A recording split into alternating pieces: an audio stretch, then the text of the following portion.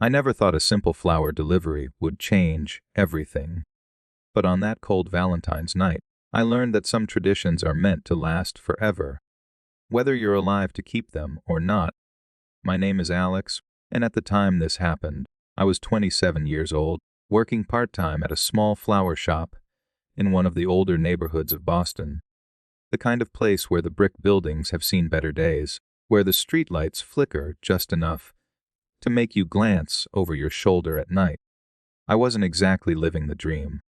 My car payment was due in 2 days. My bank account was sitting at a depressing $172 after rent, and I had no plans for Valentine's Day except maybe eating leftover pizza alone in my tiny apartment.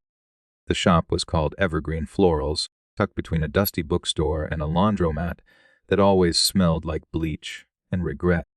I'd been there 3 years, long enough to know the rhythms of the place, the way the bell above the door jingled too loudly in the quiet evenings, the way the roses wilted faster than they should in the winter chill seeping through the old windows. My boss, Mr. Harlan, was a kind enough man in his 60s, but he insisted we always say "we" when talking to customers. Makes it sound more professional, Alex. Safer, too. I never argued. It was just easier that way. That particular Valentine's Day had been brutal. From the moment we opened at 9 in the morning, the shop was a whirlwind of desperate husbands, guilty boyfriends, and last-minute shoppers clutching credit cards like lifelines.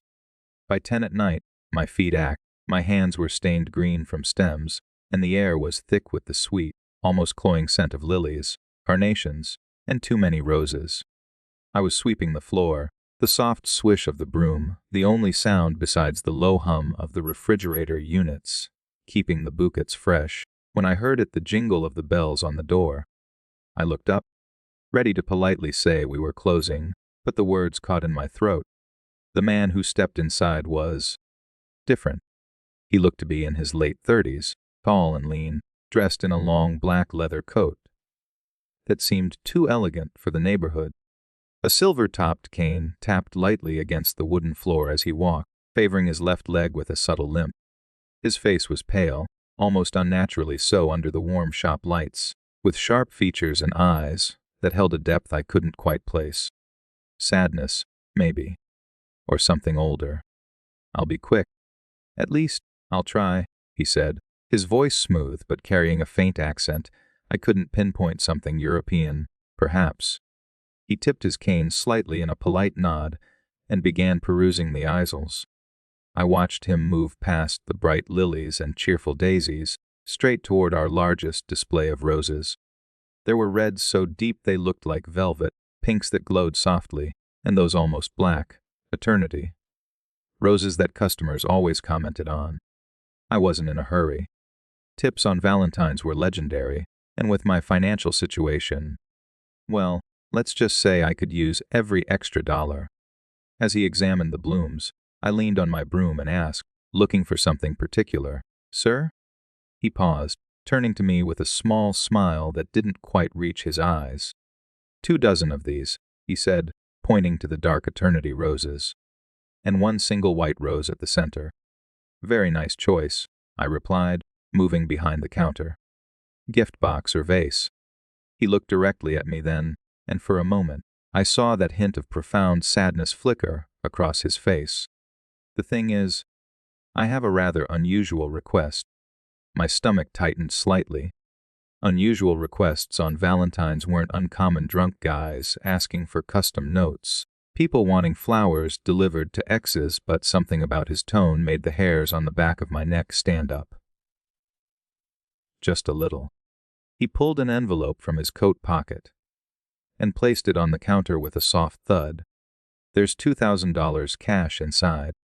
You can keep it for yourself, off the books, so to speak." I stared at the envelope. $2,000. That was more than I made in 2 months. My car payment, groceries, the looming threat of moving back in with my parents. It all flashed through my mind. But I hesitated. What exactly would I be delivering? He chuckled softly, a sound like dry leaves rustling. "Just the flowers. That's all. It's the location that you may have a problem with. Allow me to explain. He told me his story then, leaning on his cane as the shop lights seemed to dim around us. Many years ago, he had met his one true love. He didn't go into too many details, kept it vague, but the way he spoke, his voice dropping low, made it clear she was everything to him. No one else would ever compare. It was their tradition, every Valentine's Day, at exactly midnight, he would present her with 24 dark red roses surrounding a single pure white one, a symbol of their eternal bond. A few years ago, she was taken from me, he continued, his grip tightening on the cane, until his knuckles whitened. I wasn't there. I would have stopped it if I could. He paused, gathering himself, and the air in the shop felt heavier, colder somehow. Since then, every year at midnight, I place the flowers on her grave. She's buried at Forest Hills Cemetery. Not far from here. The main gates lock at 11, but there's a small iron gate on the side that's often left open. He lifted the cane slightly. I always do it myself. But this year, my leg, it's worse. Will you make the delivery? I stood there in silence for what felt like forever. The clock on the wall ticked past 10:15. $2,000. A quick drive. Place some flowers. How bad could it be? I thought about my empty apartment, the stack of bills, the loneliness that had been gnawing at me since my last breakup 2 years ago. Okay, I said finally. I'll do it. He nodded, handing me a second, thinner envelope. These are the instructions. Follow them explicitly. Then he turned and limped toward the door. The bells jingled again as he left, and I watched through the frosted window. As his figure melted into the darkened street, disappearing around the corner like a shadow. My hands were shaking a little as I locked up the shop. I pocketed both envelopes, carefully selected the 24 eternity roses, those deep, almost black blooms that seemed to drink in the light, and added one pristine white rose to the center. The bouquet felt heavy in my arms, the thorns pricking lightly through my gloves. Outside, the February air was biting cold, the kind that seeps into your bones and makes every breath visible. I sat in my old Honda, waiting for the heater to kick in, and opened the instructions. They were surprisingly straightforward: directions to the cemetery, a hand-drawn map marking the exact path to the grave in the oldest section, and a note to place the flowers precisely at midnight, then light a candle on a small ledge by the mausoleum door. Nothing overtly strange. Yet as I folded the paper, a strange unease settled in my chest. Why pay me so much? Why not just ask a friend? I typed Forest Hills Cemetery into my phone's GPS and pulled out of the lot. The streets were quiet, most couples already tucked away in restaurants or homes. Snow flurries danced in my headlights as I drove, the wipers scraping rhythmically against the windshield. 20 minutes later, I parked along a side street bordering the cemetery walls. It was 11:30 p.m. The wrought iron fence loomed tall and imposing under the near full moon, casting long, skeletal shadows across the ground. I found the small iron gate exactly as described, slightly ajar, creaking softly in the breeze. Pushing it open, I stepped inside, the bouquet clutched tightly. The path was narrow, winding between rows of headstones that grew older and more weathered the deeper I went. The air smelled of damp earth, decaying leaves, and something faintly sweet like flowers left too long in water. A light breeze rustled the bare branches of the trees, lining the perimeter, and every so often I heard the distant hoot of an owl or the scurry of something small in the underbrush. I followed the hand-drawn map carefully, my flashlight app casting a pale beam that barely penetrated the darkness between graves. The cemetery was vast, surrounded by woods that seemed to press in closer with every step. My mind wandered as I walked. I thought about my own life, how I'd never had that kind of love the man described. My last relationship had ended badly. She'd said I was too distant, too wrapped up in my own quiet routines. Maybe that's why this job felt so personal. Delivering a symbol of eternal love while my own heart felt so empty. 15 minutes in, my legs were starting to ache from the uneven ground. The path branched several times, and I double-checked the map under the moonlight. The oldest section was up ahead, Cove's Rest, the marker read. Here, the tombstones were massive, some topped with crumbling angels, whose faces had been worn smooth by time, others with huge marble crosses leaning precariously. The air grew noticeably colder, a chill that seemed to rise from the ground itself, seeping through my shoes and climbing my spine. Finally, the path ended at a small mausoleum. It wasn't just a grave, it was a little stone house, ancient-looking with 4 pillars, and a heavy door, featuring a small barred window. A stone bench faced a circular plot with a large gray marble vase at its center. I set the bouquet down on the bench and checked my phone. 11:55. 5 minutes to go. That's when the unease I'd felt earlier blossomed into something sharper. The mausoleum looked incredibly old, the stone darkened by years of weather, moss creeping along the base. No one else was around. The only person who knew where I was that strange man with the cane. What if this was some kind of setup? My heart began to beat a little faster, a dull thump in my ears that mixed with the wind. 11:58.